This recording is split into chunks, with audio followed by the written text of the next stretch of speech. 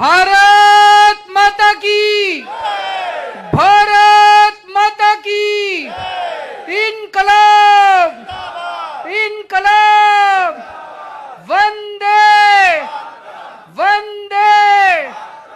दोस्तों, देश को आजाद हुए 75 साल हो गए। हमारा देश, पूरा देश इस टाइम 75 साल मना रहा है। चारों तरफ सेलिब्रेशन चल रहे हैं। देश उसमें देशभक्ति में डूबा हुआ है। 75 साल में हमने बहुत कुछ पाया, लेकिन यह वक्त सोचने का भी है। इन 75 साल में बहुत सारे ऐसे देश हैं जो हमसे आगे निकल गए। सिंगापुर 60s के अंदर आजाद हुआ था, आज वो हमसे आगे निकल गया। जापान और जर्मनी सेकेंड वर्ल्ड वॉर में पूरी तरह से तहस नहस हो गए थे, बर्बाद हो गए थे दोनों, वो हमसे आगे निकल गए। ऐसे बहुत सारे देश हैं जो इन 75 साल में हमसे आगे निकल गए। हम पीछे क्यों रह गए? हमारे में क्या कमी है? भगवान ने हमको सब कुछ दिया है। भगवान ने, मैं हमेशा कहता हूं, जब पृथ्वी की रचना की तो भगवान ने सबसे खूबसूरत और सबसे अच्छी जगह भारत को बनाया। हमें पहाड़, नदियां, जड़ी बूटी, फसलें, मिनरल्स, सब कुछ दिया, समुद्र, सब कुछ दिया। क्या नहीं दिया भगवान ने? कोई कमी नहीं छोड़ी भगवान ने अपनी तरफ से। और जब भगवान ने पृथ्वी के ऊपर इंसान की रचना की, आदमी की रचना की, आदमी को बनाया, तो सबसे इंटेलिजेंट आदमी उसने भारत के लोगों को बनाया। हमारे भारत के लोग पूरी दुनिया में घूमते हैं। आप जितनी मल्टीनेशनल कंपनीज हैं, बड़ी बड़ी कंपनीज हैं, उठा के देख लो, सबके टॉप के ऊपर आपको इंडियन बैठा हुआ मिलेगा। फिर हमारा देश पीछे क्यों रह गया? गुजरात के लोग उद्यमी हैं, इंडस्ट्रियलिस्ट हैं, व्यापारी हैं, मेहनती हैं, व्यापार करना जानते हैं, इंडस्ट्री चलाना जानते हैं। पूरी दुनिया में जब जाते हैं तो देश का नाम रोशन करते हैं गुजरात के लोग। लेकिन जब अपने देश में आते हैं, गुजरात में आते हैं, तो उनको कहा जाता, खबरदार केजरीवाल की मीटिंग में गए तो। इसलिए हमारा देश पीछे रह गया। हम आपस में लड़ते रह गए। हम गंदी राजनीति का हिस्सा बन के रह गए। अगर इन्हीं लोगों के भरोसे देश छोड़ दिया तो दोस्तों 75 साल और पीछे रह जाएंगे। अब जरूरत है, देश के लोगों को खड़ा होना पड़ेगा। 130 करोड़ लोगों को खड़ा होना पड़ेगा। इस देश को लोग आगे लेके जाएंगे, नेता और पार्टियां आगे लेके नहीं जाएंगी। हमारे पास बेस्ट इंजीनियर हैं, बेस्ट डॉक्टर हैं, बेस्ट बिजनेसमैन हैं, बेस्ट किसान हैं, बेस्ट प्रोफेशनल्स हैं, बेस्ट वकील हैं, बेस्ट डॉक्टर हैं। फिर भी हम पीछे क्यों हैं? इसलिए कि हमारे देश की राजनीति बहुत खराब है। इस राजनीति को ठीक करना पड़ेगा। दिल्ली के अंदर हम लोगों ने 5 साल के अंदर, पहले मैं भी एक आम आदमी हूं, मैं कभी जिंदगी में नहीं सोचता था मैं राजनीति में आऊंगा। किस्मत ने ऐसा पलटा खाया कि लोगों का प्यार मिला, किस्मत पलटी और दिल्ली का मुख्यमंत्री बन गया। पहले मैं सोचता था कि कुछ ज्यादा ही मुश्किल होता होगा सरकार चलाना, जो समस्याएं समाधान नहीं हो रहा। मैं दिल्ली की झुग्गियों में काम किया करता था पहले। उसके पहले इनकम टैक्स में कमिश्नर था, कमिश्नर की नौकरी छोड़ दी। कमिश्नर की नौकरी छोड़ के मैं दिल्ली की झुग्गियों में काम करने लगा। झुग्गियों में मैं देखता था गरीब लोग सरकारी स्कूल में बच्चे भेजते हैं, सरकारी स्कूलों का इतना बुरा हाल था। सरकारी अस्पताल में इलाज कराने जाते हैं, सरकारी अस्पतालों का इतना बुरा हाल था। मुझे लगता था यार 70 साल हो गए देश को आजाद हुए, ये सरकारें बेचारी कोशिश तो कर रही हैं, हो नहीं पा रहा होगा इनसे। जब दिल्ली में हमारी सरकार बनी, हमने 5 साल में सरकारी स्कूल ठीक कर दिया। अभी पूजा जी बोल रही थी दिल्ली के सरकारी स्कूल 5 साल में इतने शानदार कर दिए, दिल्ली के सरकारी अस्पताल 5 साल में इतने शानदार कर दिए। सरकारी अस्पताल, आजकल दिल्ली में लोग फोर्टिस में और मैक्स में नहीं जाते, सरकारी अस्पताल में जाते हैं अपना इलाज कराने के लिए। तो फिर मेरे को लगने लगा यार ये तो धोखा हो गया देश के साथ। हो तो सकता था, स्कूल भी ठीक हो सकते थे, अस्पताल भी ठीक हो सकते थे, व्यापार भी ठीक हो सकता था, इंडस्ट्री भी ठीक हो सकती थी, सड़कें भी बन सकती थी, बिजली भी ठीक हो सकती थी, पानी भी ठीक हो सकता था।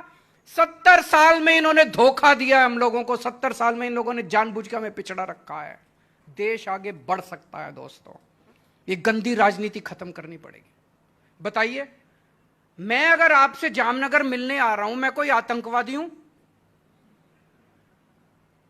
मैं दिल्ली से चल के आ रहा हूं, यार एक कप चाय पिला दो, बस यही तो चाह रहा हूं मैं, और तो कुछ नहीं मांग रहा। और मैं पाटिल साहब से, सीएम साहब से निवेदन करूंगा, आप भी आइए ना इस मीटिंग में, बैठ के बात करते हैं, चर्चा करते हैं। गुजरात की संस्कृति तो यही है, गुजरात की संस्कृति ये थोड़ी है कि जीएसटी के अफसरों को फोन कर करके धमकाओगे, खबरदार कोई केजरीवाल की। अरे मैं कोई चोरी करके थोड़ी ले जा रहा हूं यार, कुछ धमकाने की क्या जरूरत है। और मैं गुजरात के सीएम साहब को आज आमंत्रित करता हूं, आप आइए दिल्ली में मीटिंग कीजिए, मैं आप किसी को नहीं धमकाऊंगा, सबको भेजूंगा आपकी मीटिंग में, कि सुन के तो आओ। हो सकता है सीएम साहब गुजरात से जाके दिल्ली में कोई अच्छी बात कहें। अच्छी बातों के आदान प्रदान में क्यों रोक लगाई जाती है? इस देश के अंदर अगर कोई आ रहे हैं, जा रहे हैं, क्यों? मेरे को 1 साल पहले सूरत के कुछ व्यापारियों ने बुलाया, सूरत की एक एसोसिएशन ने बुलाया, मैंने कहा हाँ मैं आऊंगा। मैंने इनविटेशन स्वीकार कर लिया। जाने के 24 घंटे पहले उनका फोन आया कि सर प्लीज माफ कर दीजिए, हमें धमकी आ रही है कि अगर तुमने इनको बुलाया तो वो जिस हॉल में होना था, हॉल की बुकिंग कैंसिल कर दी इन लोगों ने। अब मैं राजकोट में गया टाउन हॉल करने के लिए, हमारी बड़ा अच्छा आदान प्रदान हुआ, जैसे आज आदान प्रदान हुआ हमारा। मैंने बहुत सारी चीजें सारी लिखी, मैं सब, पूजा जी ने बोला, विशाल जी ने बोला, जडेजा चेतन जी ने बोला, कई सारी चीजें मैं लिख रहा था सब लोगों के। तो ये विचारों के आदान प्रदान से ही तो आगे बढ़ेंगे, ऐसे रोकने से थोड़ी आगे बढ़ेंगे। मैं राजकोट में गया, वहां पे बहुत अच्छा बताते हैं कि मेरी मीटिंग के बाद बड़ा तंग किया इन्होंने व्यापारियों को।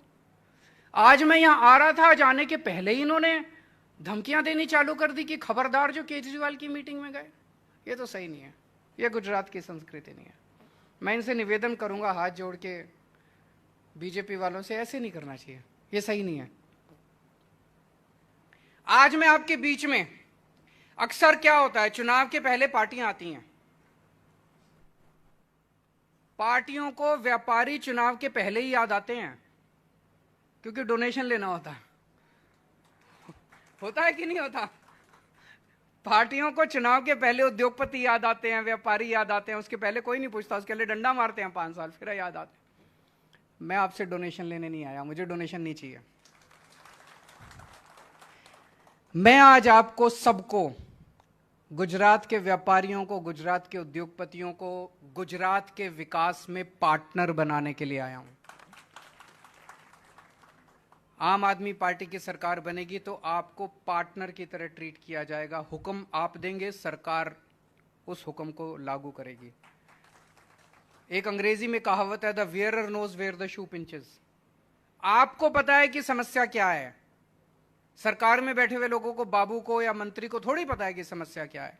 और इतने किस्म किस्म के व्यापार, किस्म किस्म के उद्योग हैं, सरकार को सब कुछ थोड़ी पता होता है। आप निर्णय लेंगे, हम उसको लागू करेंगे। एक चीज है, दिल्ली के अंदर जब हमारी सरकार बनी थी नई 2013 में, 2014 में, उस टाइम कहा जाता था कि दिल्ली के व्यापारी बीजेपी का वोट बैंक है।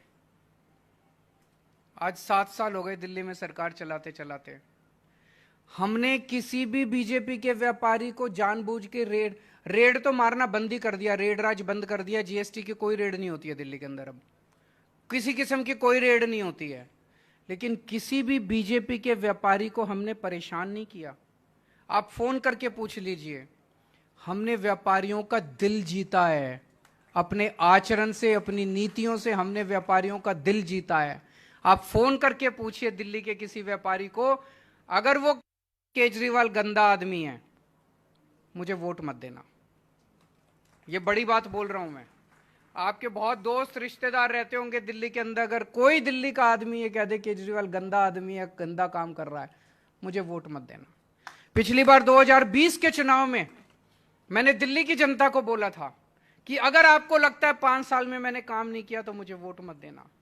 मुझे नहीं लगता 5 साल काम करने के बाद किसी भी नेता की इतनी हिम्मत होती है कि अपनी जनता के बीच में जाके ये कह सके कि अगर मैंने काम नहीं किया तो मुझे वोट मत देना। मैं आपसे पूछना चाहता हूं, आप 27 साल से यहां पे भारतीय जनता पार्टी का राज है। आज मैंने आपसे विचारों का आदान प्रदान किया, आपने मुझे इतनी सारी बातें बताई, उस पर अभी गौर करूंगा मैं। कभी बीजेपी वालों ने बैठ के आपसे इस तरह से बातचीत की? आपकी बातें सुनी, आपकी समस्याएं सुनी? मुझे लगता है भाषण ही देके चले गए होंगे। जब भी आपको बुलाया होगा वो भाषण देते हैं, आप सुनते हैं और आप निकल जाते हैं। ये सुनना बहुत जरूरी है। जनतंत्र है, जनता का शासन है, जनता की समस्याएं सुनेंगे नहीं तो पता कैसे चलेगा।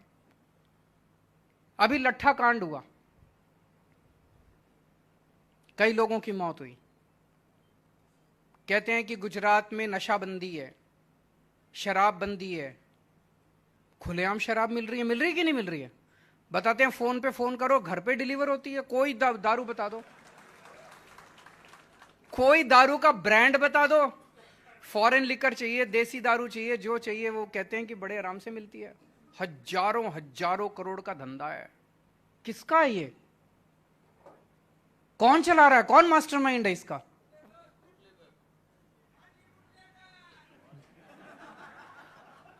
सबको पता है, सबको पता है। अब जब ये लट्ठा कांड हुआ, कई लोगों की मौत हुई, कई लोग अस्पताल में एडमिट थे। मैं उनसे मिलने के लिए गया, उनसे पूछा मैंने कहा कि कहां से आई शराब? कहते हैं सर रोज आती है। मैंने कहा छुपके देके जाता? कहता नहीं, खुलेआम गांव में बिकती है, रोज आती है, रोज गांव में बिकती है। खुलेआम दारू बिक रही है तो ऐसा तो नहीं पता हो सकता कि सरकार को नहीं पता? सरकार को तो पता है। इसका मतलब पुलिस प्रशासन की मर्जी से चल रहा है, प्रशासन की भागीदारी से चल रहा है। मैं उनसे मिलने के लिए गया अस्पताल में, दिल्ली का मुख्यमंत्री, गुजरात के मुख्यमंत्री उनसे मिलने के लिए नहीं गए, पाटिल साहब उनसे मिलने के लिए नहीं गए।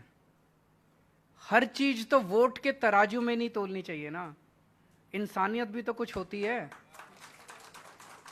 अपने ही तो राज्य के लोग हैं, अपने ही तो देश के लोग हैं, जाने में क्या हर्ज है? ये थोड़ी देखना चाहिए कि वोट मिलेगा कि नहीं मिलेगा, कितने वोट जाएंगे, कितने वोट आए। हर चीज वोट से नहीं होती, इंसान है, इंसानियत है। आजकल रेवड़ी की खूब चर्चा हो रही है पूरे देश के अंदर। फ्री की रेवड़ी, फ्री की रेवड़ी, फ्री की रेवड़ी। हमने दिल्ली में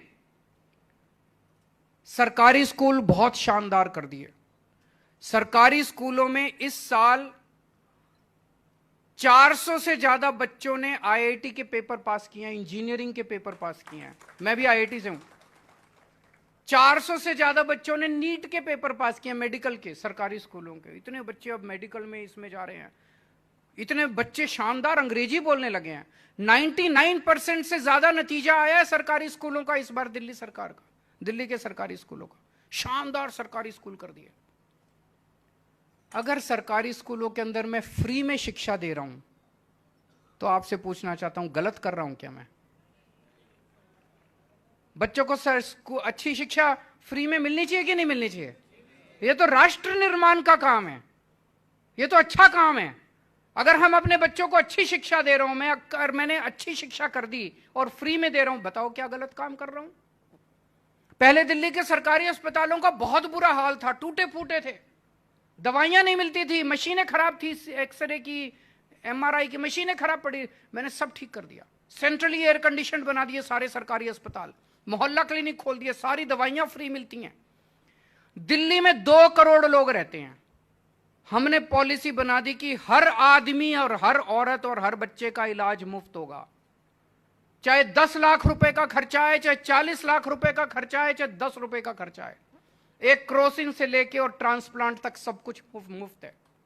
चाहे अमीर हो चाहे गरीब हो, हम ये नहीं पूछते कि तुम अमीर हो, बीपीएल का कार्ड लाओ, हम ये नहीं पूछते। 2 करोड़ लोगों का इलाज अगर हमने मुफ्त कर दिया, बताइए मैंने क्या गलत किया? कहते हैं फ्री की रेवड़ी बांट रहा है केजरीवाल। होना चाहिए कि नहीं होना चाहिए?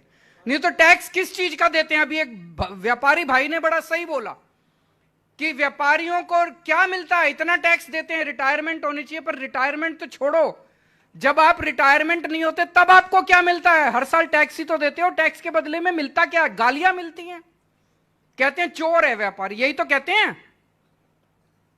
अगर मैंने सबका इलाज मुफ्त कर दिया, सबकी शिक्षा मुफ्त कर दी, बताइए मैंने क्या गलत किया? कहते हैं केजरीवाल फ्री की रेवड़ी बांट रहा है।